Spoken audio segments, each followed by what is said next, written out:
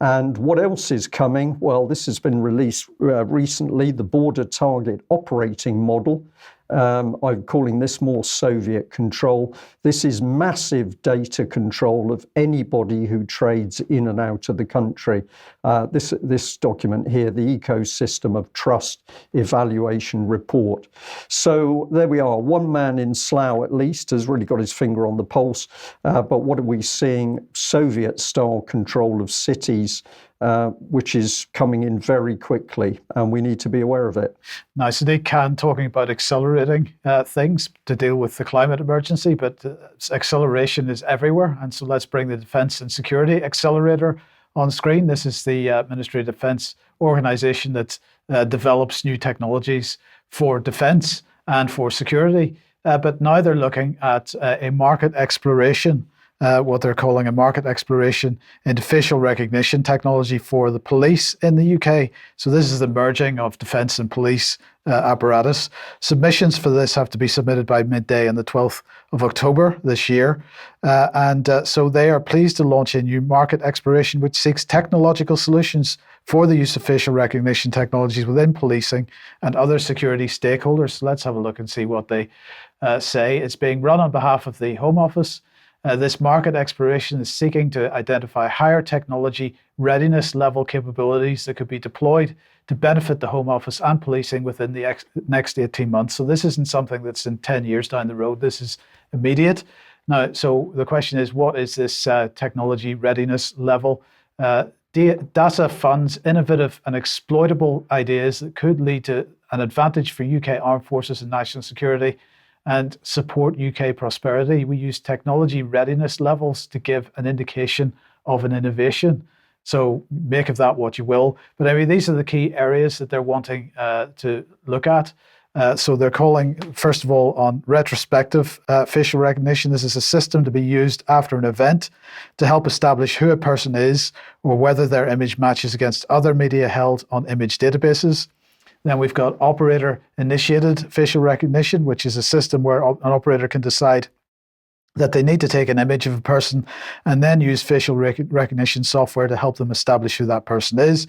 And then finally, we've got live facial recognition, a system where cameras are focused on a specific area. When people pass through that area, their images are streamed directly to the live facial recognition system. They go on to say the market exploration is not seeking technologies beyond the resolution of identity through facial recognition system camera systems, such as iris detection, gait analysis, and object detection. So that should make us all feel I feel much better. Much more comfortable now. Now, sticking with the idea of AI and sort of data hoovering, let's move on to Twitter, now known as X, of course. And they have decided to update their privacy policy. And this new privacy policy comes into effect on the 29th of September 2023. Most of the text hasn't changed, so it still says to use some of our products and services, you need to have an account and create an account. And to create an account, you need to provide us certain information. So what type of information are they now looking for? Well, they're now going to be looking for biometric information. Based on your consent, of course, we may collect and use your biometric information for safety, security, and identification purposes. And the other thing, because Musk has suggested that Twitter might broaden its scope from just being a social media network to job applications, they're now wanting to grab hold of people's employment histories and educational histories, employment preferences, skills and abilities, job search activity, engagement, and so on. So this goes on. The data hoovering continues on the various platforms.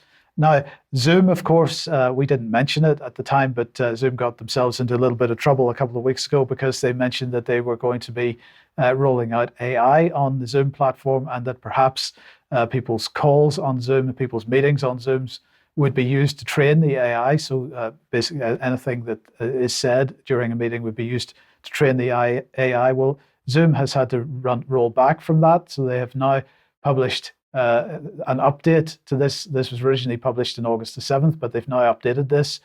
So let's bring the update on screen.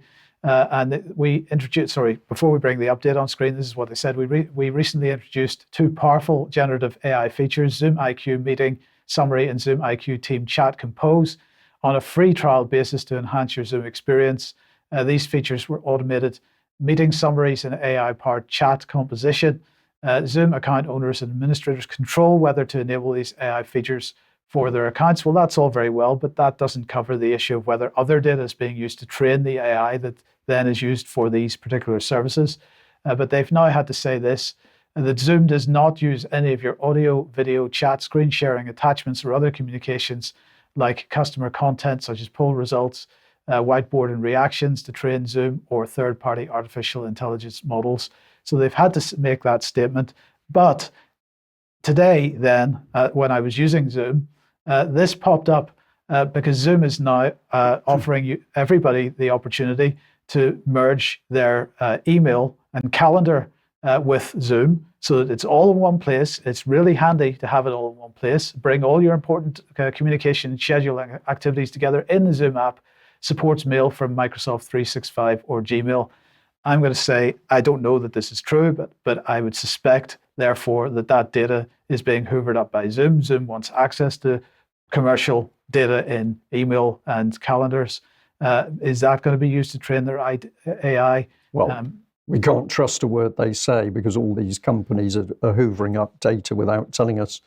In a conversation with a bank the other day, I discovered that I was logged on for voice recognition identification. I have never signed up to that with a particular bank, which caused a lot of embarrassment their end. But of course, it told me everything I needed to know, that they are doing this without our consent.